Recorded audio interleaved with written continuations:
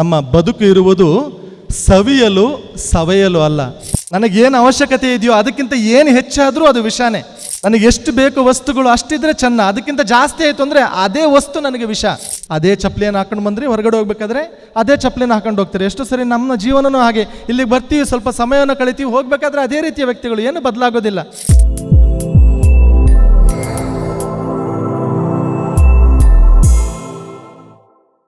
ಕೀರ್ತನೆ 28 ನಾನು ಓದ್ತೀನಿ.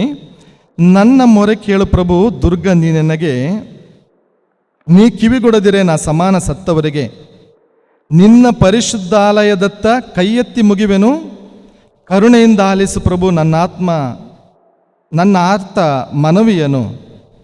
ಅಂದರೆ ನಿನ್ನ ಸನ್ನಿಧಾನದಲ್ಲಿ ಬಂದು ನಾನು ಪ್ರಾರ್ಥಿಸುವಾಗ, ಪ್ರೀತಿಯ ಸಹೋದರ ಸಹೋದರಿಯರ ಕೀರ್ತನೆಗಾರ ಹೇಳ್ತಾನೆ, ನನಗೆ ನೀನು ಸಂತೋಷವನ್ನು ಕೊಡುತ್ತೀಯ, ನನ್ನ ಸಂತೋಷ ಬರುವುದು ನಿನ್ನಲ್ಲಿಯೇ, ನೀನೇ ನನಗೆ ಆಶ್ರಯ ದುರ್ಗ, ನೀನೇ ನನ್ನ ಆಧಾರ, ನಿನ್ನಿಂದ ಬರುತ್ತದೆ ನನಗೆ ಸಂತೋಷ ಎಂಬುದಾಗಿ ಕೀರ್ತನೆಗಾರ ಹೇಳುತ್ತಾನೆ. ಕೊನೆಯದಾಗಿ ಪ್ರೀತಿಯ ಸಹೋದರ ಸಹೋದರಿಯರೇ, ಫಿಲಿಪಿಯರಿಗೆ ಬರೆದ ಪತ್ರದಲ್ಲಿ, ನಾವೆಲ್ಲರಿಗೂ ಗೊತ್ತಿದೆ, ಫಿಲಿಪಿಯರಿಗೆ ಬರೆದ ಪತ್ರದಲ್ಲಿ ಸಂತ ಪೌಲರು ಹೇಳುತ್ತಾರೆ, 4ನೇ ಅಧ್ಯಾಯ 4ನೇ ವಚನ, ಪ್ರಭುವಿನಲ್ಲಿ ನೀವು ಸತತವೂ ಆನಂದಿಸಬೇಕೆಂದು ಮತ್ತೆ ಒತ್ತಿ ಹೇಳುತ್ತೇನೆ. ಪ್ರಭುವಿನ ನಾಮದಲ್ಲಿ ನೀವು ಸತತವೂ ಆನಂದಿಸಬೇಕೆಂದು ಮತ್ತೆ ಒತ್ತಿ ಹೇಳುತ್ತೇನೆ. ಸತತವೂ ಆನಂದಿಸಿರಿ. ಅದಕ್ಕೆ ನಾನು ಹೇಳಿದ್ದು, ನಾವು ಕ್ರೈಸ್ತರು ಅಂದರೆ ಸಂತೋಷವಾಗಿರಲು ಕರೆ ಪಡೆದವರು, ಯಾವಾಗಲೂ ಸಂತೋಷವಾಗಿರಬೇಕು. ಅದೇ ದೇವರು ನಮಗೆ ಕೊಡುವಂತಹ ಶ್ರೇಷ್ಠವಾದ ಕರೆ. ಸಂತೋಷವಾಗಿರಿ. ನಾವೆಲ್ಲರೂ ಕ್ರೈಸ್ತರು, ಯೇಸು ನಮ್ಮೊಂದಿಗಿದ್ದಾರೆ. ನಮಗೆ ಕಷ್ಟಗಳಿದೆ, ಶಿಲುಬೆಯನ್ನು ಹೊರುವಂತಹ ಅವಶ್ಯಕತೆಗಳು ಬರಬಹುದು, ಆದರೂ ನಾವು ಸಂತೋಷವಾಗಿರಬೇಕು. ಯಾಕಂದರೆ ಯೇಸು ಶಿಲುಬೆಯನ್ನು ಹೊತ್ತು ಪುನರುತ್ಥಾನದ ಮೂಲಕ ಸಂತುಷ್ಟರಾದರು. ಹಾಗೆ ನಾವು ಸಹ ನಮ್ಮ ಶಿಲುಬೆಯನ್ನು ಹೊತ್ತು ಸಾಗಿದಾಗ ದೇವರು ನಮಗೆ ಸಂತೋಷವನ್ನು ನೀಡುತ್ತಾರೆ. ರೋಮನರಿಗೆ ಬರೆದ ಪತ್ರ 15ನೇ ಅಧ್ಯಾಯ 13ನೇ ವಾಕ್ಯ, ಭರವಸೆಯ ಮೂಲವಾಗಿರುವ ದೇವರಲ್ಲಿರುವ ನಮ್ಮ ವಿಶ್ವಾಸದ ಮೂಲಕ ಲಭಿಸುವ ಆನಂದವನ್ನು, ಶಾಂತಿ ಸಮಾಧಾನವನ್ನು ನಿಮಗೆ ಸಮೃದ್ಧಿಯಾಗಿ ದಯಪಾಲಿಸಲಿ. ನಿಮ್ಮ ಭರವಸೆ ಪವಿತ್ರಾತ್ಮ ಅವರ ಪ್ರಭಾವದಿಂದ ಪ್ರವರ್ಧಿಸುವಂತಾಗಲಿ. ಹೀಗೆ ನಮ್ಮ ಭರವಸೆ ಪ್ರಭು ಯೇಸು ಕ್ರಿಸ್ತರು, ನಾವು ಕೇಳಿದ್ದನ್ನೆಲ್ಲ ಕೊಡುತ್ತಾರೆ ಎನ್ನುವಂತಹ ಆ ಭರವಸೆಯನ್ನು ಹೊತ್ತು ನಾವಿಲ್ಲಿಗೆ ಬಂದಿದ್ದೇವೆ. ಅದರ ಮೂಲ ಪ್ರಭು ಯೇಸು ಎನ್ನುತ್ತಾರೆ ಸಂತ ಪೌಲರು. ಕೊನೆಯದಾಗಿ ಪ್ರೀತಿಯ ಸಹೋದರ ಸಹೋದರಿಯರೇ, ಇನ್ನೊಂದು ಆ ದೇವರ ವಾಕ್ಯವನ್ನು ನಿಮ್ಮ ಮುಂದೆ ಇಡುತ್ತೇನೆ. ಯೋಹನ್ನನ ಶುಭ ಸಂದೇಶ 4ನೇ ಅಧ್ಯಾಯ, ಅಲ್ಲಿ ಯೇಸು ಮತ್ತು ಸಮಾರ್ಯದ ಮಹಿಳೆಯ ಬಗ್ಗೆ ಆಲಿಸುತ್ತೇವೆ. ಸಮಾರ್ಯದ ಸ್ತ್ರೀ ಯೇಸುವಿನಲ್ಲಿಗೆ ಬರುತ್ತಾಳೆ. ಆಕೆ ಬಂದಿದ್ದು ಮಧ್ಯಾಹ್ನದ ಹೊತ್ತು, ಯಾರೂ ಆ ಸಮಯದಲ್ಲಿ ಬರ್ತಿರಲಿಲ್ಲ. ಒಂದು ಕಡೆ ದಾಹ, ದೈಹಿಕವಾದಂತಹ ದಾಹ, ಇನ್ನೊಂದು ಕಡೆ ಆಧ್ಯಾತ್ಮಿಕವಾದಂತಹ ದಾಹ. ಅಲ್ಲಿ ಪ್ರಭು ಯೇಸು ಕ್ರಿಸ್ತರಿದ್ದಾರೆ. ಯಾರಾದರೂ ಆ ಸಮಯದಲ್ಲಿ ಗಂಡಸರು ಅಲ್ಲಿದ್ದರೆ, ಪುರುಷರು ಅಲ್ಲಿದ್ದರೆ, ಸ್ತ್ರೀಯರು ಅಲ್ಲಿಗೆ ಬರುವಾಗೆ ಇರಲಿಲ್ಲ. ಆದರೂ ಧೈರ್ಯ ಮಾಡಿ ಬರ್ತಾಳೆ ಆಕೆ. ಅಲ್ಲಿ ಪ್ರಭು ಯೇಸು ಕೇಳುವಂತಹ ಪ್ರಶ್ನೆ, ನಿನ್ನ ಗಂಡ ಎಲ್ಲಿ? ಆಕೆ ಹೇಳ್ತಾಳೆ, ನನಗೆ ಗಂಡನಿಲ್ಲ. ಯೇಸು ಹೇಳ್ತೀನಿ, ನಿನಗೆ 5 ಗಂಡಂದಿರಿದ್ದರೂ ನನಗೆ ಗಂಡ ಇಲ್ಲ ಅಂತ ಹೇಳ್ತೀಯ. ಅಂದರೆ ಆಕೆ ಈ ಪಾಪಮಯ ಜೀವನವನ್ನು ಜೀವಿಸ್ತಿದ್ರು, ಅದರಲ್ಲಿ ಆಕೆ ಸಂತುಷ್ಟಳಾಗಿರಲಿಲ್ಲ, ಸಂತೋಷ ಇರಲಿಲ್ಲ ಆಕೆಯಲ್ಲಿ. ನಂತರ ಯೇಸು ಹೇಳುತ್ತಾರೆ, ನನ್ನ ವಾಕ್ಯವನ್ನು, ನಾನು ಕೊಡುವಂತಹ ನೀರನ್ನು ನೀನು ಕುಡಿದಿದ್ದೆ ಆದರೆ ನಿನಗೆ ಮತ್ತೆ ಬಾಯಾರಿಕೆ ಆಗುವುದಿಲ್ಲ ಎನ್ನುವಾಗ ಆಕೆ ಹೇಳಿದಂತಹ ಮಾತು, ಸ್ವಾಮಿ ಆ ಜೀವಜಲವನ್ನು ನನಗೂ ದಯಪಾಲಿಸಿ. ಹಾಗಾದರೆ ಪ್ರೀತಿಯ ಸಹೋದರ ಸಹೋದರಿಯರೇ, ಆ ಮಾತನ್ನು ನಾವು ಸಹ ಇಂದು ಯೇಸುವಿಗೆ ಹೇಳೋಣ. ಸ್ವಾಮಿ ಆ ಜೀವಜಲವನ್ನು ನನಗೂ ದಯಪಾಲಿಸಿ. ಸಂತ ಅಗಸ್ತಿನರ ಬಗ್ಗೆ ನಾವು ಕೇಳಿದ್ದೇವೆ ಅಲ್ವಾ? ಅಗಸ್ತಿನರು ಎಲ್ಲರಿಗೂ ಗೊತ್ತಾ? ಸೇಂಟ್ ಅಗಸ್ಟಿನ್, ಹೌದು, ಅವರ ಜೀವನವನ್ನು ನಾವು ನೋಡಿದ್ದೇವೆ. ಒಂದು ಪಾಪಮಯ ಜೀವನ. ಅವರ ತಾಯಿ ಪ್ರಾರ್ಥನೆ ಮಾಡ್ತಾಯಿದ್ರು, ನನ್ನ ಮಗ ಇವತ್ತಲ್ಲ ನಾಳೆ ಬದಲಾಗ್ತಾನೆ, ಇವತ್ತಲ್ಲ ನಾಳೆ ಬದಲಾಗ್ತಾನೆ, ಇವತ್ತಲ್ಲ ನಾಳೆ ಬದಲಾಗ್ತಾನೆ ಅಂತ ಪ್ರಾರ್ಥನೆ ಮಾಡ್ತಾಯಿದ್ರು. ಆದರೆ ಆತ ತನ್ನ ಪಾಪದ ಜೀವನ ಬಿಟ್ಟಿರಲಿಲ್ಲ. ಒಂದು ದಿನ ದೇವರ ವಾಕ್ಯವನ್ನು ಆಲಿಸ್ತಾರೆ. ಯಾರೋ ಅವರಲ್ಲಿ ಮಾತಾಡ್ದಂಗಾಯಿತು. ದೇವರ ವಾಕ್ಯವನ್ನು ಓದಿದ್ರು, ಬದಲಾದರು. ನಂತರ ಅವರು ಹೇಳಿದಂತಹ ಮಾತು, ಸ್ವಾಮಿ ನನ್ನ ಆತ್ಮ ನಿನ್ನಲ್ಲಿ ವಿಲೀನವಾಗದ ಹೊರತು ನನ್ನಲ್ಲಿ ನಿಜವಾದ ಸಂತೋಷ ಇರಲು ಸಾಧ್ಯವಿಲ್ಲ. ನನ್ನ ಆತ್ಮ ನಿನ್ನಲ್ಲಿ ವಿಲೀನ ಆಗದ ಹೊರತು ನಾನು ಸಂತುಷ್ಟನಾಗಲು ಸಾಧ್ಯವಿಲ್ಲ. ಅಂತಹ ಮಾತನ್ನು ಅವರು ಹೇಳಿರುವಾಗ ನಾವು ಸಹ ಸಂತ ಅಗಸ್ತಿನರಂತೆ ಮತ್ತೆ ದೇವರಲ್ಲಿಗೆ ಬರುವಂತಹ ಪ್ರಯತ್ನವನ್ನು ಮಾಡೋಣ. ಹಾಗಾದರೆ ಪ್ರೀತಿಯ ಸಹೋದರ ಸಹೋದರಿ, ಈಗಾಗಲೇ ಹೇಳಿದೆ, ನಮಗೆ ನಿಜವಾಗಿ ಸಂತೋಷವಾಗಿಡುವಂತಹ ಒಂದು ಅಂಶ ಅಂದರೆ ದೇವರ ವಾಕ್ಯ. ದೇವರ ವಾಕ್ಯವನ್ನು ಆಗಾಗ ಓದುವಂತಹ ಪ್ರಯತ್ನವನ್ನು ಮಾಡೋಣ. ದೇವರ ವಾಕ್ಯದ ಮೂಲಕ ದೇವರ ಶಕ್ತಿ, ಆ ಆಧ್ಯಾತ್ಮಿಕವಾದ ಶಕ್ತಿ ನಮ್ಮ ಜೀವನದಲ್ಲಿ ಹರಿಯುತ್ತೆ. ಹಾಗಾದರೆ ದೇವರ ಆ ವಾಕ್ಯಕ್ಕೆ ನಮ್ಮ ಜೀವನದಲ್ಲಿ ಮಣೆ ಹಾಕೋಣ. ಎರಡನೇದು, ನಮ್ಮ ಸಂತೋಷ ಬರುವಂಥದ್ದು ನಮ್ಮ ಕುಟುಂಬ ಜೀವನದಿಂದ. ಇವತ್ತೆಲ್ಲ ಕುಟುಂಬಗಳು ಸಣ್ಣ ಸಣ್ಣ ಕುಟುಂಬಗಳು. ಮುಂಚೆ ಎಲ್ಲ ದೊಡ್ಡ ಕುಟುಂಬ, ಮನೆ ತುಂಬ ಮಕ್ಕಳಿದ್ದರೆ ಮನೆಗೊಳ್ಳೆದು ಅಂತಿದ್ರು ಹಿಂದೆ. ಈಗ ನಾವಿಬ್ಬರು ನಮಗಿಬ್ಬರು ಅಂತಿದ್ರು ಮುಂಚೆ. ಆಮೇಲೆ ನಾವಿಬ್ಬರು ನಮಗೊಬ್ಬರು ಸಾಕು ಅಂದರು. ಮತ್ತೆ ಹೇಳ್ತಾರೆ ಒಂದು ಬೇಕು ಒಂದು ಬೆಕ್ಕು, ಒಂದು ಮಗು, ಅದ್ರ ಜೊತೆ ಒಂದು ಬೆಕ್ಕು ನಾಯಿ ಮರಿ ಇದ್ದರೆ ಸಾಕು. ಒಂದು ದಿನ ತಂದೆ ತಾಯಿಯ ಮಧ್ಯೆ ಜಗಳ ಆಗ್ತಾ ಇತ್ತಂತೆ. ಎರಡನೇ ಮಗುವಿಗೆ ಸಿದ್ಧತೆ ಮಾಡ್ತಾ ಇದ್ರು. ಇನ್ನೇನು ಕೆಲವೇ ದಿನಗಳಲ್ಲಿ ಡೆಲಿವರಿ ಆಗಕ್ಕಿತ್ತು. ಆಗ ಗಂಡ ಮತ್ತು ಹೆಂಡತಿ ನಡುವೆ ಜಗಳ. ಗಂಡು ಮಗು ಬೇಕು ಹೆಣ್ಣು ಮಗು ಬೇಕು ಅಂತ. ಗಂಡು ಮಗು ಬೇಕು ಹೆಣ್ಣು ಮಗು ಬೇಕು ಅಂತ. ತಂದೆ ಹೇಳಿದ್ದು ನನಗೆ ಹೆಣ್ಣು ಮಗು ಬೇಕು ಅಂತ, ಮೊದಲನೇ ಅವನು ಹುಡುಗ, ಅದರಿಂದ ಹೆಣ್ಣು ಮಗು ಬೇಕು ಅಂತ. ತಾಯಿ ಇಲ್ಲ ಇನ್ನೊಂದು ಗಂಡು ಮಗುನೇ ಬೇಕು. ಇಬ್ಬರು ಜಗಳ ಮಾಡ್ತಿದ್ರು, ಗಂಡು ಹೆಣ್ಣು ಅಂತ ಜಗಳ ಆಗ್ತಾ ಇತ್ತು. ಹುಡುಗ ಹೊರಗಡೆ ಆಟ ಆಡಕ್ಕೆ ಹೋಗಿದ್ದ, ಬಂದ, ಬಾರೋ ಇಲ್ಲಿ ಅಂತ ಕರೆದ್ರು. ನಮ್ಮಿಬ್ಬರ ಮಧ್ಯೆ ಸ್ವಲ್ಪ ಜಗಳ ಇದೆ, ನೋಡೋಣ ನಿನಗೇನು ಬೇಕು, ನಿನಗೆ ಆಟ ಆಡೋಕ್ಕೆ ತಮ್ಮ ಬೇಕೋ ತಂಗಿ ಬೇಕೋ ಅಂತ ಕೇಳಿ. ಅಪ್ಪ ಕರೆದು ಬಿಟ್ಟು ನಿನಗೆ ಆಟ ಆಡೋಕ್ಕೆ ತಮ್ಮ ಬೇಕೋ ತಂಗಿ ಬೇಕೋ ಅಂತ ಕೇಳಿದ್ರಂತೆ. ಅದಕ್ಕೆ ಮಗು ಹೇಳ್ದ, ನನಗೆ ತಮ್ಮನೂ ಬೇಡ ತಂಗಿನೂ ಬೇಡ, ನನಗೊಂದು ನಾಯಿ ಮರಿ ಬೇಕು ಅಂದಂತೆ. ಹೀಗೆ ಪ್ರೀತಿಯ ಸಹೋದರ ಸಹೋದರಿ, ಇವತ್ತು ಮಕ್ಕಳಿಗೂ ಗೊತ್ತಾಗೋದಿಲ್ಲ, ನಾಯಿ ಮರಿನೂ ಕುಟುಂಬದ ಒಂದು ಸದಸ್ಯ ಅಂದ್ಕೊಳ್ತಾರೆ. ನನಗೆ ಹೀಗೆ ಆಯಿತು. ಒಮ್ಮೆ ನಾನು ಬೆಂಗಳೂರಲ್ಲಿರಬೇಕಾದ್ರೆ ಒಬ್ಬ ಒಂದು ಹುಡುಗನನ್ನು ಕೇಳಿದೆ, ಎಷ್ಟು ಜನ ಇದ್ದೀರಾ ಮನೆಯಲ್ಲಿ? ಅವನು ಹೇಳ್ದ 4, ಅಪ್ಪ ಅಮ್ಮ ಅವನು ಮತ್ತು ಇನ್ನೊಂದು ಏನೋ ಹೆಸರು ಹೇಳ್ದ. ನನಗೆ ಗೊತ್ತಾಗಲಿಲ್ಲ 4ನವ್ರು ಯಾರು ಅಂತ ಗೊತ್ತಾಗಲಿಲ್ಲ. ಅಪ್ಪ ಅಮ್ಮ ಗೊತ್ತಾಯಿತು, ಅವನು ಗೊತ್ತಾಯಿತು, 4ನವ್ರು ಯಾರು ಅಂತ ಗೊತ್ತಾಗಲಿಲ್ಲ. ಕೇಳಿದೆ ಟಿಂಕುನ ಏನೋ ಅಂತ ಹೇಳಿದ್ದ. ಆ ಟಿಂಕು ಅಂದರೆ ಯಾರು ಅಂತ ಕೇಳಿದೆ. ಅದಕ್ಕೆ ಅವನು ಹೇಳಿದ, ಟಿಂಕು ನಮ್ಮ ನಾಯಿ ಮರಿ ಅಂತ. ನಾಯಿ ಮರಿನೂ ಕುಟುಂಬದ ಸದಸ್ಯ ಇವತ್ತು. ಹೀಗೆ ಕುಟುಂಬಗಳು ಚಿಕ್ಕದಾಗ್ತಾ ಹೋಗ್ತಾ ಇದೆ. ಅಪ್ಪ ಮಂಗಳೂರಲ್ಲಿ, ಅಮ್ಮ ಬೆಂಗಳೂರಲ್ಲಿ, ಒಬ್ಬ ಮಗ ಆಸ್ಟ್ರೇಲಿಯಾದಲ್ಲಿ, ಒಬ್ಬ ಮಗ USA ನಾವೆಲ್ಲರೂ ಇವತ್ತು ಒಂಟಿ ಜೀವನ, ಕುಟುಂಬ ಜೀವನ ಆದರೂ ಒಂಟಿ ಜೀವನ. ಅದರಿಂದ ಇನ್ನೊಂದು ಸಂತೋಷದ ಸೆಲೆ, ಸಂತೋಷದ ಮೂಲ ನಮ್ಮ ಕುಟುಂಬದ ಜೀವನ ಬೇಕು. ಆದಷ್ಟು ಒಟ್ಟಾಗಿದ್ದಾಗ ನಾವು ಸಂತೋಷವಾಗಿರಲು ಸಾಧ್ಯ. ಪ್ರೀತಿಯ ಸಹೋದರ ಸಹೋದರಿಯರೇ, ಯಾರು ಹೇಳಿದಂತಹ ಮಾತು, ಕುಟುಂಬಕ್ಕಿಂತ ದೊಡ್ಡದು ಸಂಪತ್ತು ಅಲ್ಲ. ಕುಟುಂಬಕ್ಕಿಂತ ದೊಡ್ಡದು ಸಂಪತ್ತು ಅಲ್ಲ. ತಂದೆಗಿಂತ ದೊಡ್ಡ ಸಲಹೆಗಾರ ಇಲ್ಲ. ತಾಯಿಗಿಂತ ದೊಡ್ಡವರು ಈ ಪ್ರಪಂಚದಲ್ಲಿಲ್ಲ.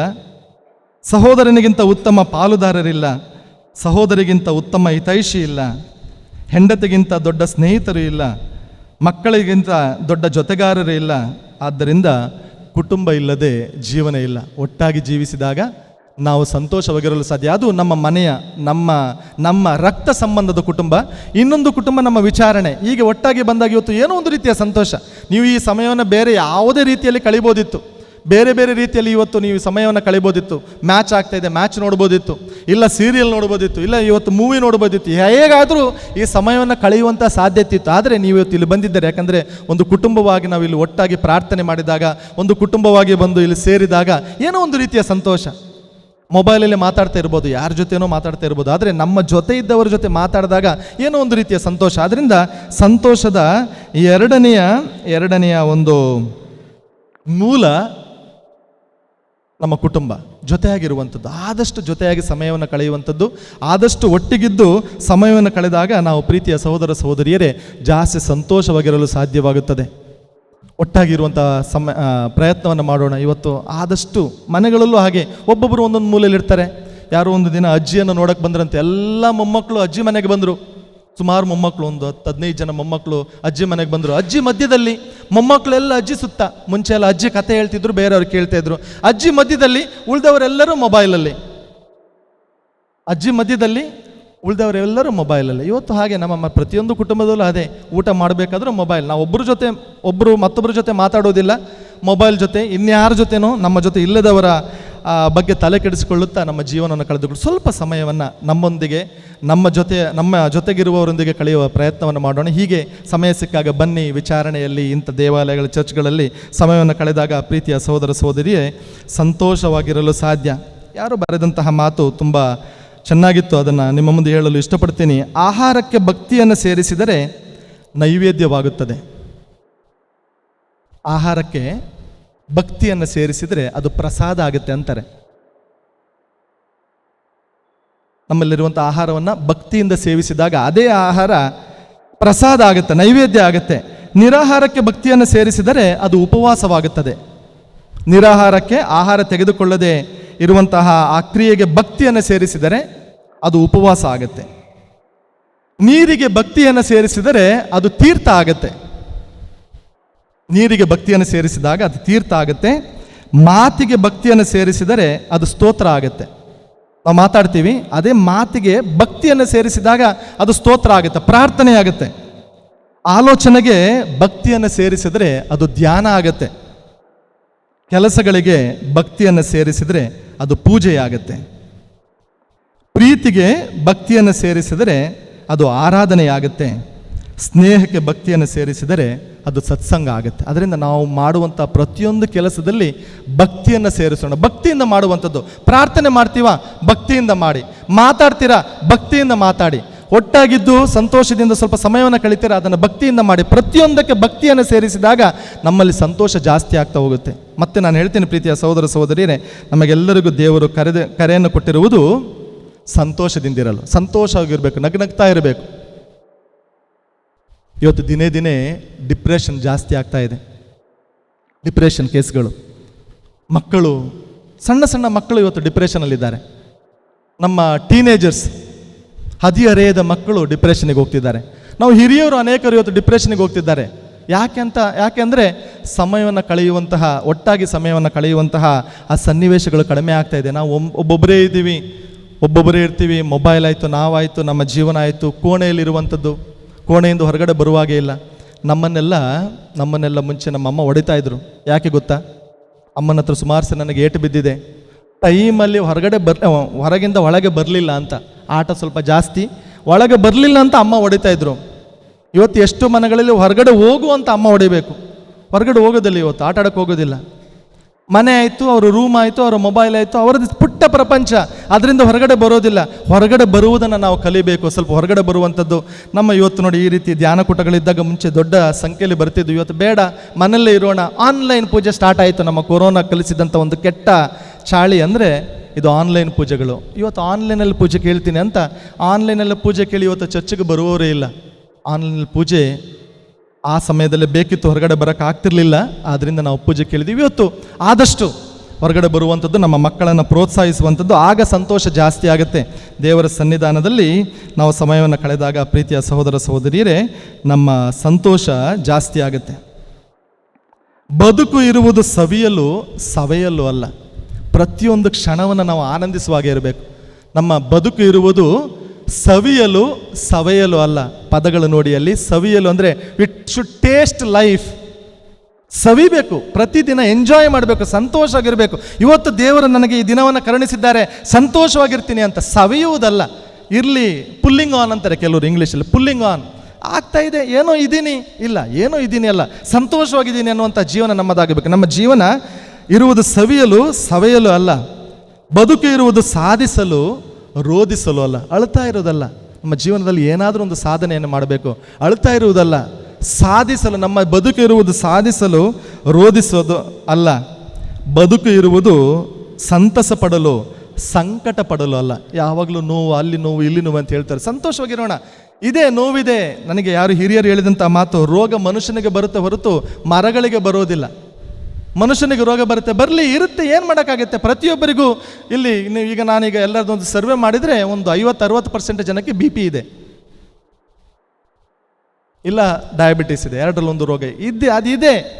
ಒಂದು ವಾರ ಸ್ವಲ್ಪ ಅಯ್ಯೋ ನನಗೆ ಬಂತಲ್ಲ, ಇದು BP ಬಂತು, ಶುಗರ್ ಬಂತು ಅಂತ ಬೇಜಾರಾಗಿರ್ಬೋದು. ಈಗ ನೀವು ಸೆಟ್ ಆಗಿದ್ದೀರಾ. ಒಮ್ಮೆ ನನಗಾದಂಥ ಅನುಭವ, ನನ್ನ ವಿದ್ಯಾಭ್ಯಾಸಕ್ಕೆ ಹೋಗುವ ಮುಂಚೆ ನನಗೆ ಗೊತ್ತಿದ್ದಂತಹ ಕುಟುಂಬದಲ್ಲಿ ಆ ಸ್ತ್ರೀಗೆ ಕ್ಯಾನ್ಸರ್ ಬಂದಿತ್ತು. ನಾನು 2 ವರ್ಷಗಳ ಕಾಲ ರೋಮ್ಗೆ ನನ್ನ ವಿದ್ಯಾಭ್ಯಾಸಕ್ಕೆ ಹೋಗುವ ಮುಂಚೆ ಈ ಒಂದು ಕುಟುಂಬವನ್ನು ಭೇಟಿಯಾಗಿ ಹೋಗೋಣ. ಯಾಕಂದರೆ ಕ್ಯಾನ್ಸರ್ ಇತ್ತು. ನಾನು ಬರುವಾಗ 2 ವರ್ಷ ನನಗೆ ಮನೆಗೆ ಬರೋಕ್ಕೆ ಅಂತ ಸಾಧ್ಯತೆ ಇರಲಿಲ್ಲ. ಅದರಿಂದ ಹೋಗುವ ಮುಂಚೆ ಒಂದು ಭೇಟಿಯಾಗಿ ಹೋಗೋಣ ಅಂತ ಹೋದೆ ಆ ಮನೆಗೆ. ನನ್ನಲ್ಲಿ ಏನೋ ಒಂದು ರೀತಿಯ ಬೇಜಾರು. ಕ್ಯಾನ್ಸರ್ ಬಂದಿದೆ, ಜಾಸ್ತಿ ಜನ ಬದುಕೋದಿಲ್ಲ. ಅವರು ಹೇಗೆ ಮಾತಾಡ್ಸೋದು ಅವ್ರ ಹತ್ರ? ಏನಂತ ಹೇಳೋದು?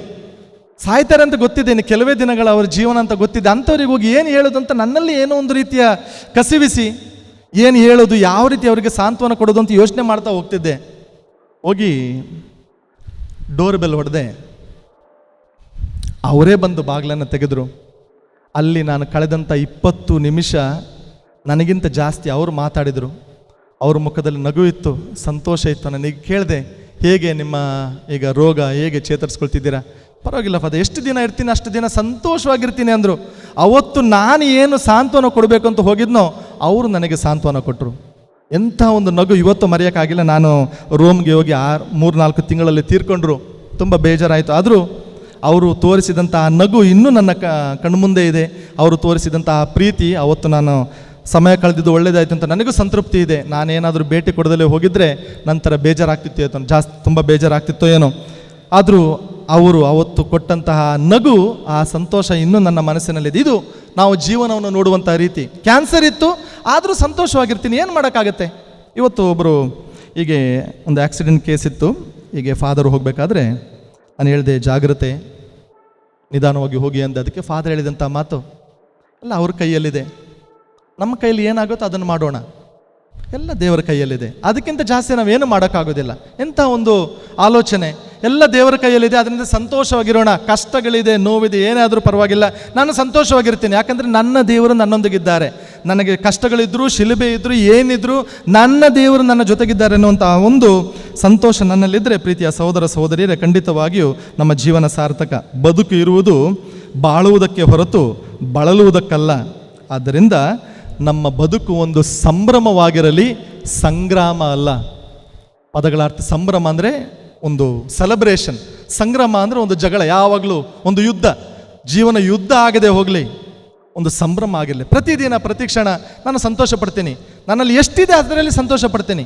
ಯಾಕಂದರೆ ಇದ್ದವರು ಎಲ್ಲರೂ ಸಂತೋಷ ಪಡ್ತಾರೆ ಅನ್ನುವುದು ನಿಜ ಅಲ್ಲ. ಆದ್ದರಿಂದ ನನ್ನಲ್ಲಿ ಏನಿದೆಯೋ ಅದರಲ್ಲಿ ನಾನು ಸಂತೋಷ ಪಡ್ತೀನಿ ಅನ್ನುವಂತಹ ಮನೋಭಾವನೆ ನಮ್ಮದಾಗಲಿ. ಪ್ರೀತಿಯ ಸಹೋದರ ಸಹೋದರಿಯರೇ, ಯಾರೋ ಬಂದು ಕೇಳಿದ್ರಂತೆ, ವಿಷ ಅಂದರೆ ಏನು? ವಿಷ ಗೊತ್ತಿದೆಯಾ? ವಿಷ ಗೊತ್ತಿದೆಯಾ? ಪಾಯ್ಸನ್, ಪಾಯ್ಸನ್ ಅಂದರೆ ಏನು? ವಿಷ ಅಂದರೆ ಏನು? ಏನಾಗುತ್ತೆ ವಿಷ ಕುಡಿದ್ರೆ? ಸಂತೋಷವಾಗಿರ್ತೀವಿ ಅಂದರೆ? ವಿಷ ಕುಡಿದ್ರೆ ಸತ್ತೋಗ್ತಾರೆ. ಅದಕ್ಕೆ ಯಾರೋ ಕೇಳಿದ್ರು ವಿಷ ಅಂದರೆ ಏನು? ಅದಕ್ಕೆ ಅವರು ಕೊಟ್ಟಂಥ ಉತ್ತರ, ನಮ್ಮ ಅವಶ್ಯಕತೆಗಿಂತ ಏನು ಹೆಚ್ಚಾದರೂ ಅದು ವಿಷ. ನನಗೇನು ಅವಶ್ಯಕತೆ ಇದೆಯೋ ಅದಕ್ಕಿಂತ ಏನು ಹೆಚ್ಚಾದರೂ ಅದು ವಿಷಾನೇ.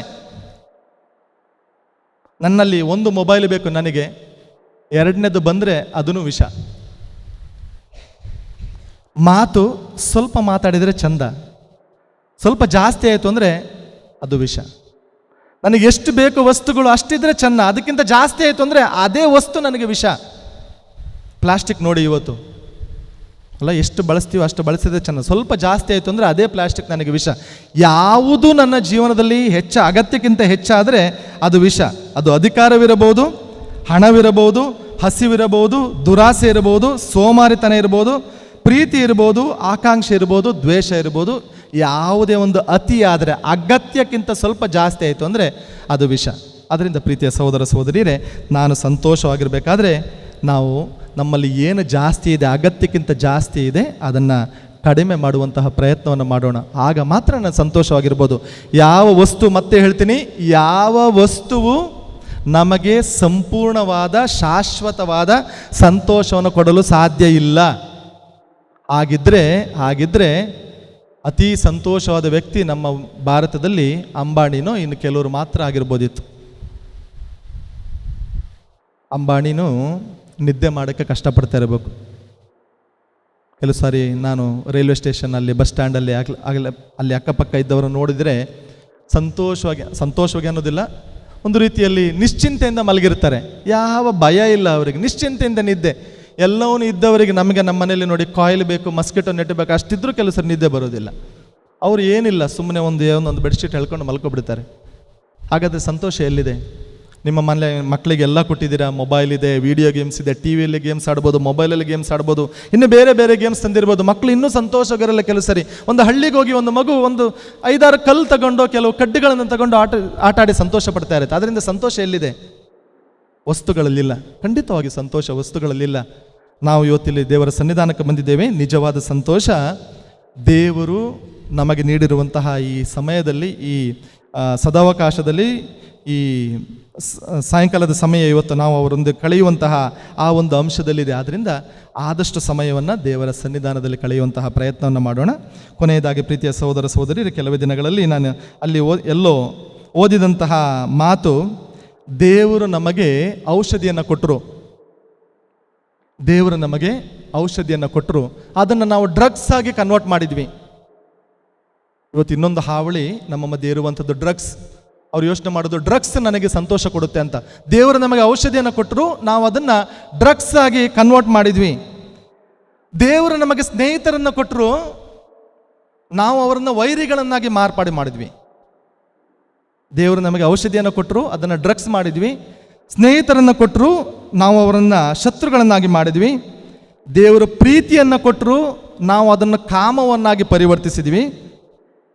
ಹೀಗೆ ದೇವರು ಕೊಟ್ಟ ಪ್ರತಿಯೊಂದನ್ನು ನಾವು ಬದಲಾಯಿಸಿದ್ದೇವೆ, ದೇವರು ಕೊಟ್ಟ ಪ್ರತಿಯೊಂದನ್ನು ಬದಲಾಯಿಸಿದ್ದೇವೆ ಮತ್ತು ದೇವರನ್ನು ದೂರ್ತೀವಿ. ದೇವರು ಕೊಟ್ಟಿರುವಂಥದ್ದು ಎಲ್ಲದೂ ಒಳ್ಳೆಯ ವಸ್ತು, ಆದರೆ ಯಾವಾಗ ಅದು ಅಗತ್ಯಕ್ಕಿಂತ ಜಾಸ್ತಿ ಆಗುತ್ತೋ ಅದು ವಿಷವಾಗುತ್ತೆ. ಆದ್ದರಿಂದ ದೇವರಲ್ಲಿ ಇವತ್ತು ವಿಶೇಷವಾಗಿ ಆರಾಧನೆಯ ಸಮಯದಲ್ಲಿ ಪ್ರಾರ್ಥಿಸೋಣ, ಬಲಿಪೂಜೆಯ ಸಮಯದಲ್ಲಿ ಪ್ರಾರ್ಥಿಸೋಣ. ದೇವರೇ ನನಗೆ ನಿಜವಾಗಿಯೂ ಮನದಾಳದಿಂದ ಆಧ್ಯಾತ್ಮಿಕವಾಗಿ ಅಂತರಂಗದಲ್ಲಿ ಸಂತೋಷವಾಗಿರಲು ಕಲಿಸಿರಿ ಅಂತ ಪ್ರಾರ್ಥಿಸೋಣ. ವಸ್ತುಗಳು ಇರಬೇಕು ಅಂತಿಲ್ಲ, ಜಾಸ್ತಿ ದುಡ್ಡು ಇರಬೇಕು ಅಂತಿಲ್ಲ ಸಂತೋಷವಾಗಿರೋಕ್ಕೆ. ವಿಶ್ವಾಸ ಭರವಸೆ ಇದ್ದರೆ ಸಾಕು. ದೇವರಲ್ಲಿ ವಿಶ್ವಾಸ ಇದ್ದರೆ ನನ್ನಲ್ಲಿರುವಂತಹ ಸ್ವಲ್ಪದರಲ್ಲೂ ನಾನು ಸಂತೋಷವಾಗಿರಬಹುದು. ದೇವರಲ್ಲಿ ವಿಶ್ವಾಸ ಇಲ್ಲದೆ ಹೋದರೆ ನನ್ನಲ್ಲಿ ಎಷ್ಟು ಇದ್ದರೂ ಅದು ನನ್ನನ್ನು ಸಂತೋಷವಾಗಿಡಲು ಸಾಧ್ಯವಿಲ್ಲ. ಆದ್ದರಿಂದ ದೇವರ ಆಶೀರ್ವಾದಕ್ಕಾಗಿ ವಿಶೇಷವಾಗಿ ಪ್ರಾರ್ಥಿಸೋಣ. ನಮ್ಮಲ್ಲಿ ದೇವರ ಅನುಗ್ರಹವಿರಲಿ, ಕೃಪೆ ಇರಲಿ, ಅದನ್ನು ಅರಿತು ಸಂತೋಷದ ಜೀವನವನ್ನು ಜೀವಿಸೋಣ. ಕೊನೆಯದಾಗಿ ಒಂದು ವಿಷಯ ಹೇಳ್ತೀನಿ. ಇಲ್ಲಿ ಒಳಗೆ ಬರಬೇಕಾದ್ರೆ ಕೆಲವರು ಚಪ್ಪಲಿಯನ್ನು ಹೊರಗಡೆ ಬಿಟ್ಟು ಬಂದ್ರಿ ಅಲ್ವಾ? ಯಾಕೆ ಚಪ್ಪಲಿಯನ್ನು ಬಿಟ್ಟು ಬಂದ್ರಿ? ಪವಿತ್ರವಾದ ಜಾಗ, ಆದ್ದರಿಂದ ಚಪ್ಪಲಿಯನ್ನು ಬಿಟ್ಟು ಬಂದ್ರಿ. ಈಗ ಹೋಗ್ಬೇಕಾದ್ರೆ ಏನು ಮಾಡ್ತೀರಾ? ಚಪ್ಪಲಿಯನ್ನು ಹಾಕೊಂಡು ಹೋಗ್ತೀರಾ. ಯಾವ ಚಪ್ಪಲಿ? ನಿಮ್ಮದೇ ಚಪ್ಪಲಿ. ಅದೇ ಚಪ್ಪಲಿಯನ್ನು ಹಾಕೊಂಡು ಬಂದ್ರಿ, ಹೊರಗಡೆ ಹೋಗ್ಬೇಕಾದ್ರೆ ಅದೇ ಚಪ್ಪಲಿನ ಹಾಕೊಂಡು ಹೋಗ್ತಾರೆ. ಎಷ್ಟು ಸರಿ ನಮ್ಮ ಜೀವನನೂ ಹಾಗೆ. ಇಲ್ಲಿಗೆ ಬರ್ತೀವಿ, ಸ್ವಲ್ಪ ಸಮಯವನ್ನು ಕಳಿತೀವಿ, ಹೋಗ್ಬೇಕಾದ್ರೆ ಅದೇ ರೀತಿಯ ವ್ಯಕ್ತಿಗಳು, ಏನು ಬದಲಾಗೋದಿಲ್ಲ. ಹೇಗೆ ಅದೇ ಚಪ್ಪಲಿಯನ್ನು ಹಾಕೊಂಡು ಹೋಗ್ತೀವೋ, ಬೇರೆಯವ್ರ ಚಪ್ಪಲಿ ಹಾಕೊಂಡು ಹೋಗಬೇಡಿ ಆಯಿತಾ, ನಿಮ್ಮ ಚಪ್ಪಲಿನ ಹಾಕೊಂಡು ಹೋಗ್ತೀವಿ. ಹಾಗೆ ನಾವು ಅದೇ ಚಪ್ಪಲಿಯನ್ನು ಹಾಕೊಂಡು ಹೋದಾಗೆ ನಮ್ಮ ವ್ಯಕ್ತಿತ್ವವಾಗಿ ಏನು ಬದಲಾಗೋದಿಲ್ಲ. ಬಂದ್ವಿ, ಸ್ವಲ್ಪ ಹೊತ್ತು ಕೂತ್ವಿ, ಸಮಯವನ್ನು ಕಳೆದ್ವಿ, ಹೋದ್ವಿ. ಏನೋ ಈ 3 ದಿನಗಳಲ್ಲಿ ಏನಾದರೂ ಒಂದು ಬದಲಾಗಬೇಕು ನನ್ನ ಜೀವನದಲ್ಲಿ, ಆಗ ಸಂತೋಷ ಬರುತ್ತೆ. ಅಡುಗೆಯಲ್ಲಿ ಏನಾದರೂ ಸ್ವಲ್ಪ ರುಚಿ ಜಾಸ್ತಿ ಆಗಬೇಕು ಅಂದರೆ ಏನಾದರೂ ಒಂದು ಬದಲಾಗಬೇಕು. ಎಲ್ಲ ನಾನು ದಿನ ಅಷ್ಟೇ ಉಪ್ಪು ಹಾಕ್ತೀನಿ, ಅಷ್ಟೇ ಖಾರ ಪುಡಿ ಹಾಕ್ತೀನಿ, ಅಷ್ಟೇ ಎಲ್ಲ ಬೇರೆ ಸಾಮಗ್ರಿಗಳನ್ನು ಹಾಕ್ತೀನಿ ಅಂದರೆ ಆ ರುಚಿ ದಿನ ಹಾಗೇ ಇರುತ್ತೆ. ಸ್ವಲ್ಪ ರುಚಿ ಬದಲಾಗಬೇಕಂದ್ರೆ ಏನಾದರೂ ಒಂದು ಬದಲಾಗಬೇಕು. ಇಲ್ಲ ಸ್ವಲ್ಪ ಉಪ್ಪು ಜಾಸ್ತಿ ಹಾಕಿ ಕಡಿಮೆ ಹಾಕಿ, ಇಲ್ಲ ಯಾವುದಾದ್ರು ಸ್ವಲ್ಪ ವಸ್ತುಗಳನ್ನು ಜಾಸ್ತಿ ಹಾಕಿ ಕಡಿಮೆ ಹಾಕಿ ರುಚಿ ಬದಲಾಗುತ್ತೆ. ಇಲ್ಲ ರುಚಿ ಬದಲಾಗಬೇಕು, ನಿನ್ನ ಅಡುಗೆ ಸರಿ ಇಲ್ಲ ಅಂತ ಬೈತೀವಿ, ಏನು ಬದಲಾಗೋದಿಲ್ಲ. ಅದೇ ರೀತಿಯ ವಸ್ತುಗಳು ಅಷ್ಟೇ ಪ್ರಮಾಣದಲ್ಲಿ ನಾನು ಬಳಸಿದರೆ ಏನು ರುಚಿ ಬದಲಾಗೋದಿಲ್ಲ. ನನ್ನ ಜೀವನದಲ್ಲಿ ರುಚಿ ಜಾಸ್ತಿ ಆಗಬೇಕಾದ್ರೆ, ಸಂತೋಷ ಜಾಸ್ತಿ ಆಗಬೇಕಾದ್ರೆ ಏನಾದರೂ ಒಂದು ಬದಲಾಗಬೇಕು. ಈ 3 ದಿನಗಳಲ್ಲಿ ಜಾಸ್ತಿಯನ್ನು ಕೇಳೋದಿಲ್ಲ, ನಾನು ಜಾಸ್ತಿಯನ್ನು ಕೇಳೋದಿಲ್ಲ. ಒಂದೇ ಸರಿ ಎಲ್ಲವನ್ನು ಬದಲಾಯಿಸೋಕ್ಕೆ ಸಾಧ್ಯ ಇಲ್ಲ. ಯಾವುದಾದ್ರೂ ಪುಟ್ಟ ಬದಲಾವಣೆ, ಸಣ್ಣ ಒಂದು ಬದಲಾವಣೆ ನೀನು ಮಾಡಿದ್ದೆ ಆದರೆ ನಮ್ಮ ಜೀವನದಲ್ಲಿ ಸಂತೋಷ ಜಾಸ್ತಿ ಆಗ್ತಾ ಹೋಗುತ್ತೆ. ಮೈಂಡ್ ಸ್ವಲ್ಪ ಕ್ರಿಯಾಶೀಲ ಆಗುತ್ತೆ, ನಾವು ಯೋಚನೆ ಬದಲಾಗುತ್ತೆ. ಯಾವುದಾದ್ರೂ ಸಣ್ಣ ಬದಲಾವಣೆಯನ್ನು ಸ್ವಾಮಿ ನನ್ನ ಜೀವನದಲ್ಲಿ ಮೈರೂಡಿಸಿಕೊಳ್ಳಲು ನನ್ನ ಆಶೀರ್ವದಿಸಿ ಅಂತ ಪ್ರಾರ್ಥಿಸೋಣ. ಎದ್ದು ನಿಲ್ಲೋಣ.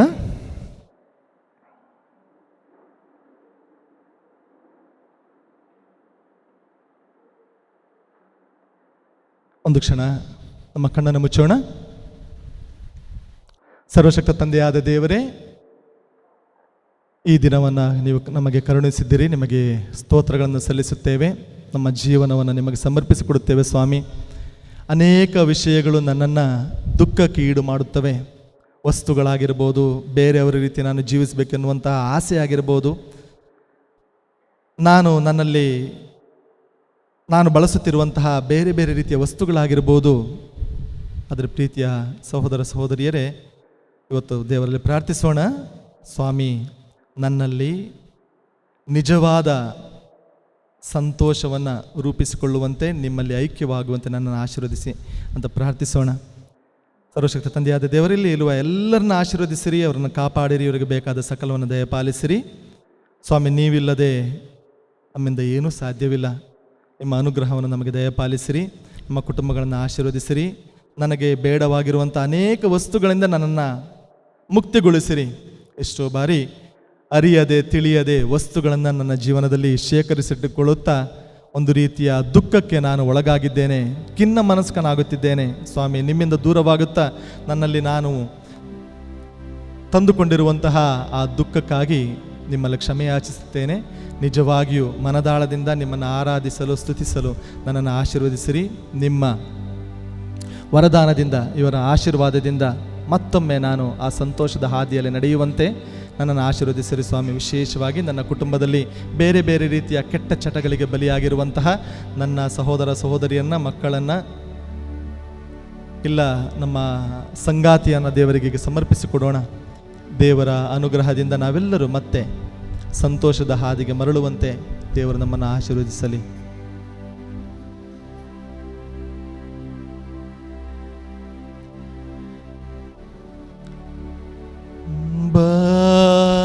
ಯೇಸುದೇವಾ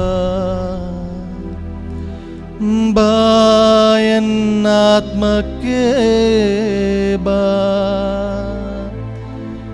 ದೇವಾನಿ ಬರಲು ಬಾಳೆಲ್ಲ ಆನಂದವೇ. ಬಾ ಯೇಸುದೇವಾ, ಎಲ್ಲರೊಟ್ಟಾಗಿ ಬಾ ಯೇಸುದೇವಾ, ಬಾ ಎನ್ನಾತ್ಮಕ್ಕೆ ಬಾ, ಬಾ ಎನ್ನಾತ್ಮಕ್ಕೆ ಬಾ, ದೇವಾನಿ ಬರಲು, ದೇವಾನಿ ಬರಲು, ಬಾಳೆಲ್ಲ ಆನಂದವು, ಬಾಳೆಲ್ಲ ಆನಂದವೇ. ಬಾ ಯೇಸುದೇವಾ, ಬಾ ಯೇಸುದೇವ, ನೀ ನಮ್ಮಲ್ಲಿ ಬರಲು ಬಾಳೆಲ್ಲ ಆನಂದವು, ಬಾಳೆಲ್ಲ ಸಂತೋಷವು, ನಿನ್ನ ಪ್ರೀತಿ ಶಾಂತಿ ಸಮಾಧಾನವನ್ನು ನನ್ನಲ್ಲಿ ಸುರಿಸಲು ಬಾ. ನನ್ನ ಯೇಸುವೆ, ನನ್ನನ್ನು ಕಾಪಾಡು, ನನ್ನ ಕುಟುಂಬವನ್ನು ಆಶೀರ್ವದಿಸು. ಇಲ್ಲಿ ನೆರೆದ ಪ್ರತಿಯೊಬ್ಬರನ್ನು ನಿನ್ನ ಆಶೀರ್ವಾದದ ಬಲದಿಂದ ಪುಷ್ಟೀಕರಿಸು. ನನ್ನ ಯೇಸುವೆ, ನಿನ್ನ ಆಶೀರ್ವಾದದ ಬಲದಿಂದ ನಾವು ನೈಜ ಜೀವನವನ್ನು, ಸಂತೋಷದ, ಆನಂದದ, ಉಲ್ಲಾಸದ ಜೀವನವನ್ನು ಜೀವಿಸುವಂತೆ ನಮ್ಮನ್ನು ಆಶೀರ್ವದಿಸಿರಿ. ಸಂತ ಪೌಲರು ನಮಗೆ ನೀಡಿರುವಂತಹ ಕರೆಯಂತೆ ಸತತವು ಆನಂದಿಸಿರಿ. ನಾವು ಪ್ರತಿದಿನ ಪ್ರತಿಕ್ಷಣ ನಿಮ್ಮ ನಾಮದಲ್ಲಿ ಸಂತೋಷವಾಗಿರು, ಉಲ್ಲಾಸದಿಂದ ಜೀವಿಸಲು ಆಶೀರ್ವದಿಸಿರಿ. ಪಿತನ, ಸುತನ ಮತ್ತು ಪವಿತ್ರ ಆತ್ಮರ ನಾಮದಲ್ಲಿ ಆಮೆನ್.